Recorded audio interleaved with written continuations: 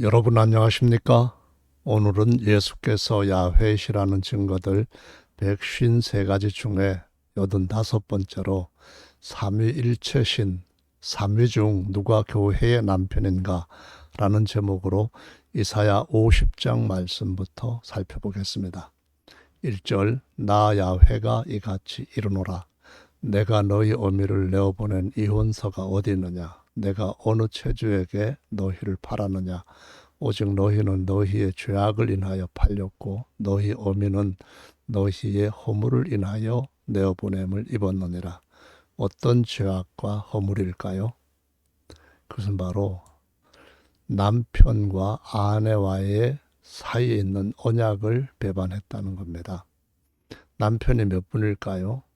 나라고 주장하시는 한 분이고요. 그분은 오직 야훼이십니다.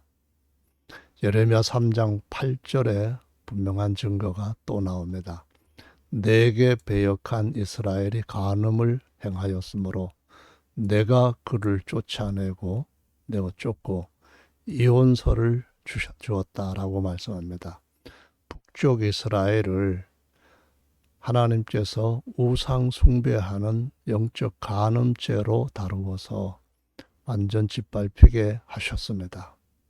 그 배역한 자매 남쪽 유다도 두려워하지 않고 야훼 하나님 외에 다른 신을 섬기는 것을 보았다는 겁니다. 바로 한 분 하나님, 그분만이 한 분 남편입니다. 여기에서는 어떤 오해도 있을 수가 없습니다. 호세아서에서도 나오죠. 2장 2절, 너희 어미와 정론하고 정론하라. 저는 내 아내가 아니요 우리 아내가 아니다. 그 말 아니잖아요. 나는 저의 남편, 우리가 저의 남편이다. 아니잖아요. 아내가 하나이듯 남편도 하나입니다. 여기에서 음란이 뭡니까? 이 음행이라고 하는 것이 야훼 외에 2위, 3위 또는 바알이나 아스다롯 이런 우상들 섬기는 거, 이거 전부 다 간음죄로 영원히 돌맞아 죽을 중죄입니다. 따라서 야훼 엘로힘 외에 다른 신을 섬기는 것은 영적 간음이라고 하는 하나님의 책망을 가볍게 여기시면 절대로 안 됩니다. 50장 7절을 봅니다. 주 야훼께서 아도나이시죠. 나를 도우심으로 내가 부끄러워 아니하고 내 얼굴을 부싯돌같이 굳게 하였은즉 내가 수치를 당치 아니할 줄 아노라. 이 나는 누굽니까? 바로 야훼 하나님의 보내심을 받은 이사야를 가리킵니다. 이사야가 지금 하는 말입니다. 자신을 나라고 하면서 나를 의롭다 하시는 이는 내 가까이 옆에 계신다. 그러니까 나와 다툴 자 누구냐 이 말입니다. 이 이사야 48장 16절에 보면은 하나님께서 자신의 영과 그리고 그의 종 이사야를 유다에다 보내셨다라는 말씀합니다. 49장에서는 하나님께서 이사야를 모태 가운데서부터 선택하시고 사명을 주셨다는 겁니다. 자, 그래서 40장부터 50장 이전까지 모든 말씀을 보면은 나는 태초부터 영원 끝까지 나 외 다른 신이 없는 처음과 나중이다 라고 증언하십니다.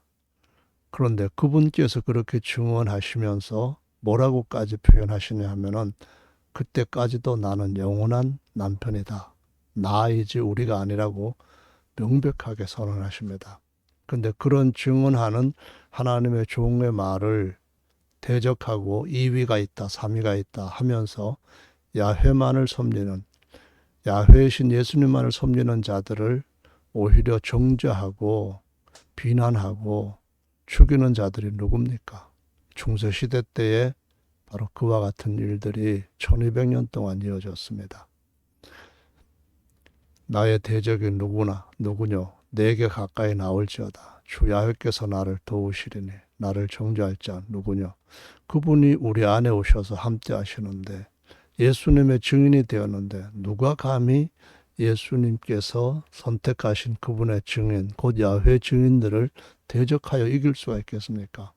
나를 정죄할 자 누구뇨? 그들은 다 옷과 같이 헤어지며 조맥에 먹히리라. 너희 중에 야훼를 경외하며 그 종의 목소리를 청종하는 자가 누구뇨? 흑암 중에 행하여 빛이 없는 자라도 야훼 이름을 의뢰하며 자기 엘로힘께 의지할지어다라고 말씀하시고 있습니다. 엘로힘 야훼께서 야훼의 영과 이사야 선지자를 자기의 증인으로 유다에 보내셨습니다. 이사야는 그들의 이제 멸시도 당하고 핍박도 받고 했지만은 야훼 엘로힘 외에 다른 엘로힘, 다른 남편이 없음을 알라고, 그래서 야훼께로 돌아오라고 배역한 이스라엘에게, 배역한 유다에게 계속 호소하고 선포하는 남편이신 야훼의 말씀을 담대하게 전하였습니다. 지금도 그래야 됩니다. 이사야 51장 11절로 갑니다. 야훼께 구속된 자들, 구속이라는 말은 값을 주고 되사다 그 말입니다. 야훼께서 자기 피로 사신 교회라고 사도행전 20장 28절에 사도 바울이 증거하는 말씀도 바로 이 깨달음과 이 믿음에서 나온 것이죠. 돌아와서 노래하며 시온으로 들어와서 그 머리 위에 영영한 기쁨을 쓰고 즐거움과 기쁨을 얻으리니 슬픔과 탄식이 달아나리로다. 여기 보시면 가라사대 너희를 위로하는 자는 나연을 우리가 아닙니다. 나입니다. 남편은 한 분입니다. 오직 야훼이시고 영원한 남편이 바로 예수이십니다. 너는 어떠한 자에게 죽을 사람을 두려워하며 풀같이 될 인자를 두려워하느냐? 하늘을 펴고 땅의 기초를 정하고 너를 지은 자 야훼를 어찌하여 잊어버렸느냐? 삼일체를 받아들이면 야훼를 잊어버리고 배반한 겁니다. 너를 멸하라고 예배하는 저 학대자의 분노를 어찌하여 항상 종일 두려워하느냐? 삼일체 안 믿음의 이단이라고 공박하고 비난하고 정죄하는 자들 왜 두려워합니까? 하나님 야훼 한 분에 대해서 아시고 그분의 성전되고 형상되었다고, 그분 아들 되고 후사 되었다고 하는 이 진리의 말씀이 없기 때문에 두려워하는 것 아닌가요? 포로가 속히 놓을 것이고 죽지도 아니할 것이고 구덩이로 내려가지도 아니할 것이고 양식이 핍절하지도 아니할 것이라고 분명하게 하나님이 선언하십니다. 그분은 창조주십니다. 없는 것을 다 있게 하신 분. 나는 내 엘로힘 야훼라. 바다를 저어서 그 물결로 흉흉케 하는 자네. 내 이름은 만군의 야훼라. 내가 내 말을 내 입에 두고 내 손 그늘로 너를 덮었나니 이는 내가 하늘을 펴며 땅의 기초를 정하며 시온에게 이르기를 너는 내 백성이라 하려 하였음이니라. 따라서 이사야 선지자는 나 외에 다른 신이 없다. 나는 처음과 마침이고 그 처음과 마침 그 모든 때 어느 곳에나 나 외에 다른 신이 없다라고 선포하셨는데 하나님의 선포였습니다. 하나님의 말씀을 대적하는 자들은 반드시 종이처럼 불태워지게 될 것입니다. 52장으로 가보십니다. 시온이여 깰져다 내 힘을 입을지어다. 거룩한 성 예루살렘이여 내 아름다운 옷을 입을지어다. 여기에 거룩한 성 예루살렘은 계시록에서 나올 때 하나님의 신부로 비유된 그러한 하늘의 예루살렘 성입니다. 너는 티끌을 떨쳐버려라. 예루살렘이여 일어나 보좌에 앉을지어다. 사로잡힌 딸 시온이여 내 목에 줄을 스스로 풀지어다. 야훼께서 이같이 말씀하시되 너희가 값없이 팔렸으니 돈 없이 속량되리라. 그렇죠. 하나님께서 다 값을 친히 내시고 우리를 구속해 주신다는 겁니다. 아도나이 야훼께서 이같이 말씀하시되 내 백성, 우리 백성 아닙니다. 이왕에 애굽에 내려가서 거기 우거하였고 애굽에 잡혀가고 거기서 종됐어요. 노예로. 그 엄청나게 많은 사람들이 죽었습니다. 아수르가 북쪽 이스라엘을 와서 짓밟아 버렸습니다. 이혼서 내주었다 할 때 이 처지가 정말 암울했습니다. 그런데 야훼께서 까닭 없이 내 백성이 잡혀갔으니 내가 어떻게 하겠느냐. 그들을 다시 회복시켜서 새 장가 드시고 그 신부된 교회를 신령한 신부로 만들시겠다. 그 말씀을 하시는 겁니다. 그러므로 내 백성은 내 이름을 알리라. 그러므로 그날에는 그들이 이 말을 한 자가 나인 줄 알리라. 곧 내니라. 어디에 우리라는 말이 있습니까? 항상 어디에나 나라는 말씀은 널려 있습니다. 근데 내 백성, 이거는 신약의 백성이거든요. 이사야 52장 다음 53장부터는 바로 하나님께서 자기의 형상인 아들을 종의 형상으로 보내시고 그 안에 아버지께서 영원히 하나로 계신다라고 말씀합니다. 그래서 곧 내니라 라는 말씀하시는데요. 새 언약으로 구속하신 후에는 야훼 새 성함은 야훼 플러스 예수아라고 하는 예수밖에 없습니다. 오늘날 요 네 개의 신명 사음자에 들어갈 모음은 아무도 모릅니다. 그래서 전부 다 아도나이라고 불렀던 전통 따라 아도나이라고 발음합니다. 그런데 새 성함은 분명히 성경에서 우리에게 다른 이름 주신 일이 없다고 사도들이 증언을 했던 예수입니다. 이 52장 7절입니다. 좋은 소식, 복음이란 말입니다. 굿뉴스죠. 평화를 공포하며 하나님과 화평해지는 야훼 샬롬입니다. 그리고 뿐만 아니라 하나님의 희년, 그러니까 하나님께서 모든 걸 자유로 돌려주시는 그런 좋은 소식, 복된 좋은 소식, 복음입니다. 바로 새 언약 때에 대한 말씀인 것을 쉽게 이해할 수 있습니다. 구원을 공포한다. 야훼 구원입니다. 시온을 향하여 이르기를 내 엘로힘이 통치하신다. 그분이 왕으로 오신다는 겁니다. 영원한 왕으로. 그러니까 왕이신 예수님, 그분께 동방에, 그러니까 페르시아라든가 바벨론에 있던 그 하나님을 다니엘과 그 친구들을 통하여서 알게 했던 자들이 계속 이어져서 예수님이 오셨을 때 임마누엘 하신 야훼 경배, 왕이신 야훼 경배하는 겁니다. 이사야 6장에 나와 있는 왕을 배웠다고 했던 그 왕이신 야훼 예수님을 경배하는 겁니다. 자, 그래서 이 소식을 전하는 산을 넘는 자들의 발이 어찌 그리 아름다운고. 그렇죠? 할렐루야입니다. 파수꾼, 이 아름다운 소식이 언제 올까 기다리던 자들입니다. 포위되어서 거의 아사지경에 이르렀을 때에 그 포위된 자들을 해방시켜주고 그들에게 잡혀서 묶여 끌려가던 것들을 다 끊어서 완전한 자유로 하나님의 백성, 하나님의 아들 삼으시는 그분이 오셨다는 겁니다. 이는 야훼께서 시온으로 돌아오실 때 누굽니까? 예수이죠. 그들의 눈이 마주 봄이라 할렐루야입니다.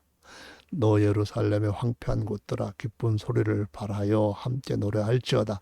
이는 야훼께서 그 의입니다. 백성을 위로하셨고 예루살렘을 값을 내시고 자기 신부를 사셨다. 그 말씀입니다.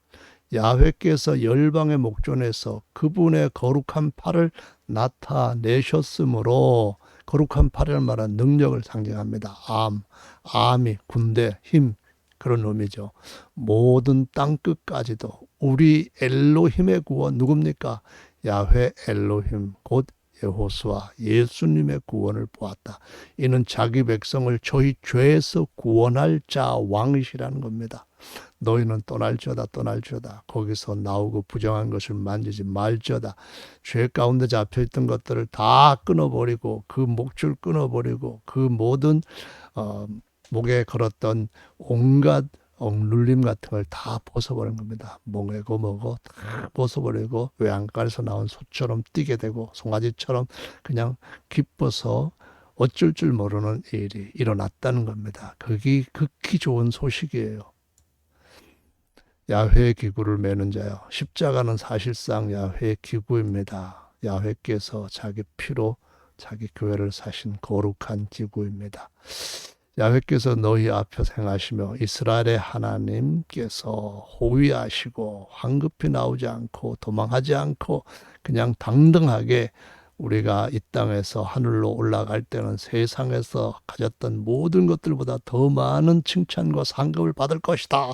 당당하게 나오게 된다. 이런 말씀을 하시고 있죠. 이스라엘의 왕이신 야훼께서 자기 백성들 중에 장막을 치시고 요한복음 1장 14절입니다.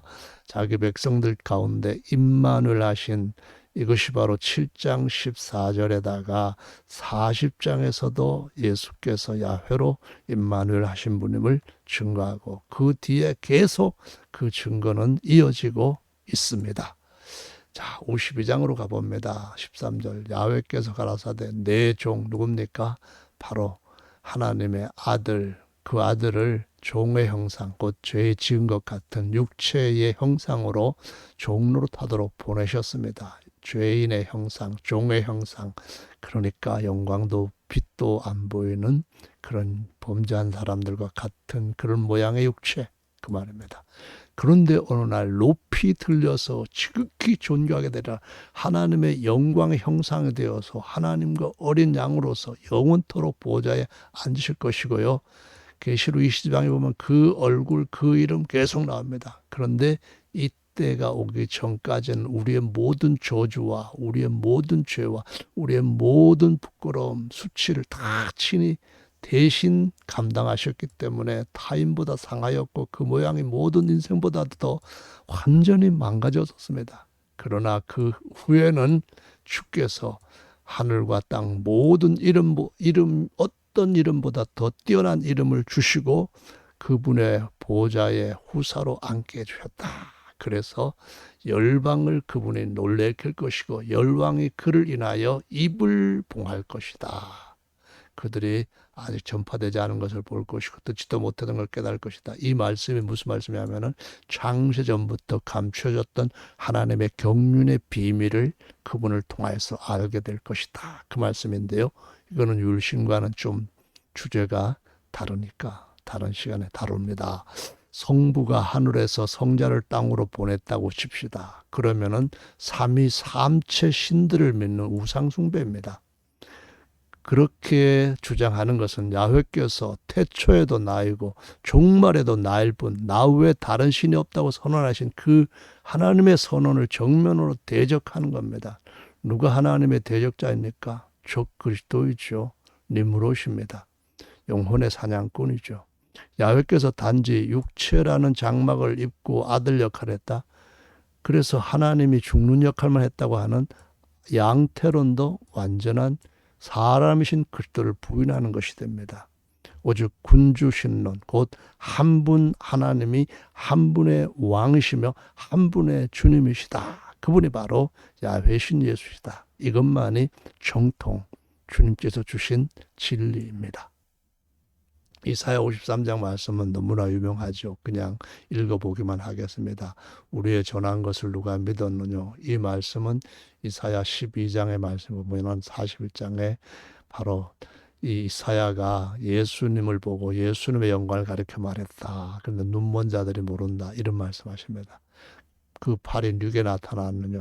그는 주 앞에서 자라나기를 연한 순 같고 마른 땅에서 나온 줄기 같아서 고운 모양도 없고 풍채도 없은즉 우리의 보기에 흠모할 만한 아름다운 것이 없도다.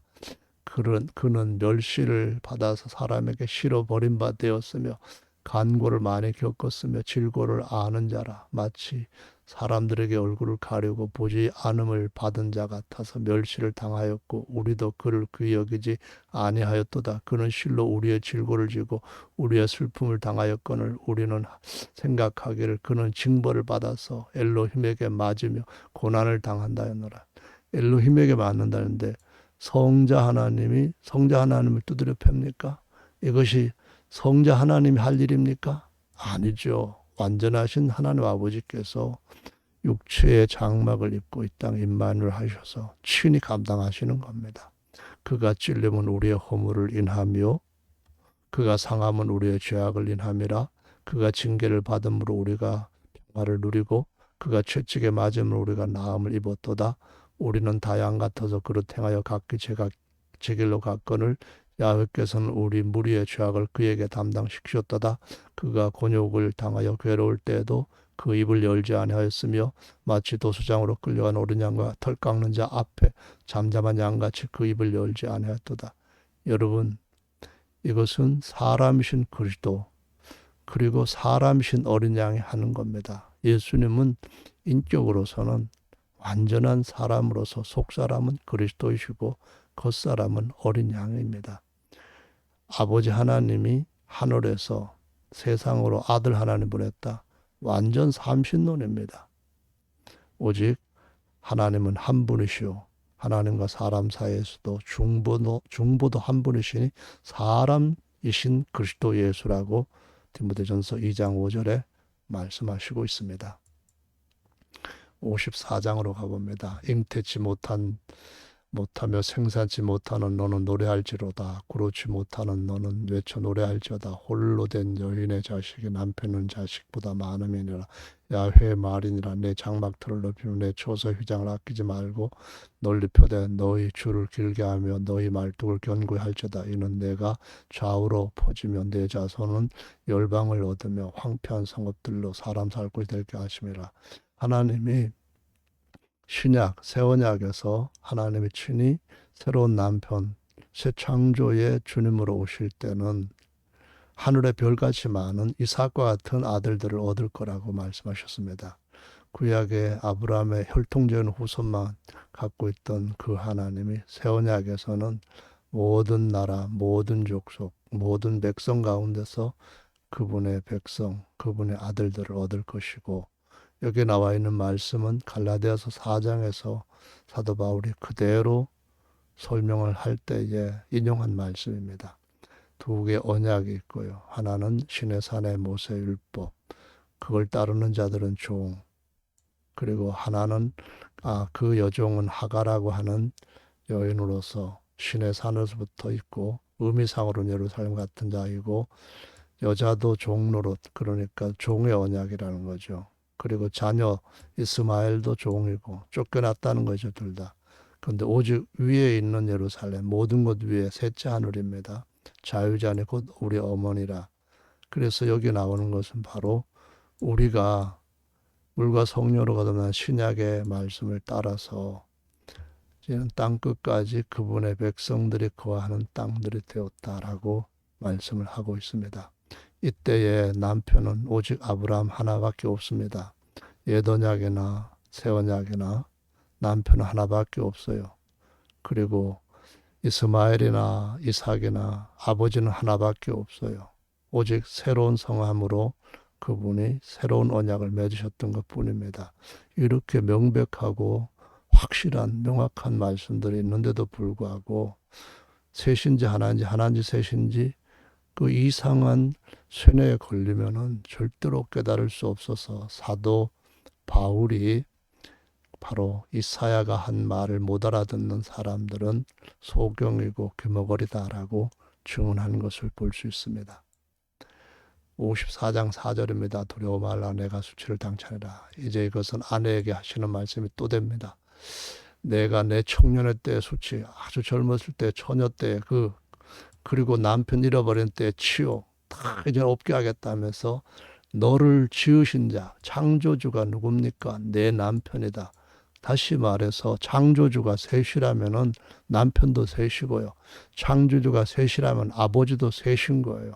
삼일체는 그래서 완전히 성경과 일치하지 않는 멀리 떠나간 그런 왜곡된 가르침이라는 겁니다. 그 이름은 누구예요? 남편 하나밖에 없습니다. 구속자는 이스라엘 거룩한 자시라 온 세상에 엘로힘이라 칭함을 받는 분입니다.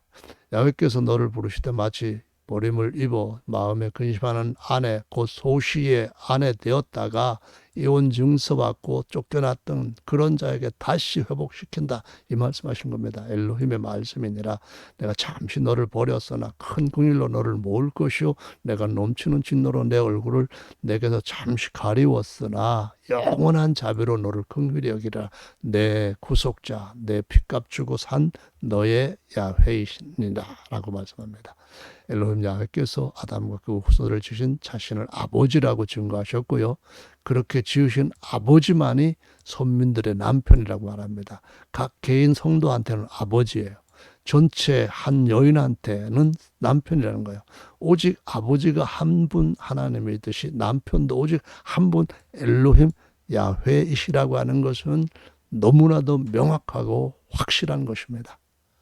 예레미야 3장 8절에 보면 내게 배역한 이스라엘이 간음을 행하였으므로 내가 그를 내어 쫓고 이혼서까지 주었으되 그 배역한 자매 유다가 두려워하니 하고 자기도 가서 행음함을 내가 보았노라. 14절 나 야훼가 말하노라.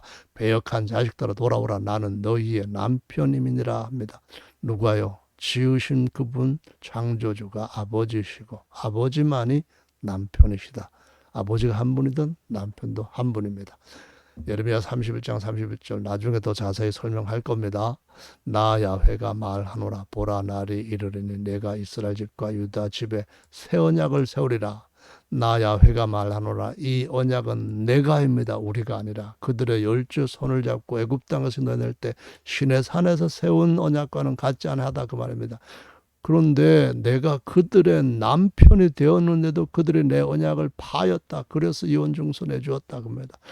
남북 두 개 나라가 망한 이유가 뭡니까? 남편이 이혼증서 내줬기 때문입니다. 말라기 2장 8절 너희는 정도에서 떠나 많은 사람으로 율법에 거치게 하도다. 나 만군의 야훼가 이르노라 너희가 레위와 언약을 맺은 처음에 내 남편 내가 그들의 남편인데 그들이 내 언약을 파했다는 겁니다. 이혼증서 줘야 되게 했다 그 말입니다. 파했다. 우리 아버지는 한 분 아버지, 한 분 하나님, 한 분 지으신 그분이 유일한 남편이시다라고 증거하고 있습니다. 오늘은 여기서 마무리하겠습니다. 감사합니다.